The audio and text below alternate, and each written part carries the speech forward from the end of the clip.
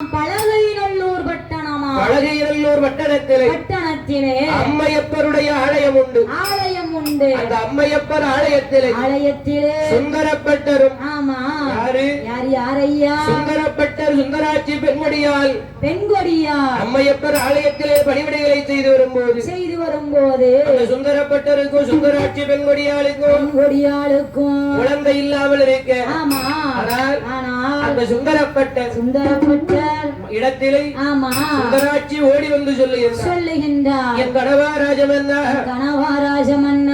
இந்த பலகைநல்லூர் பட்டணத்திலே அவளுக்கு பின்பதாக இந்த அம்மையப்பருடைய ஆலயத்திலே பணிவிடைகளை செய்வதற்கு அவளுக்கு ஒரு குழந்தை இல்லையே. ஆண்டவன் பகவான் அவளுக்கு ஒரு ஆண் குழந்தையை கொடுக்கவில்லையே என்று அழுது புலம்பும் பொழுது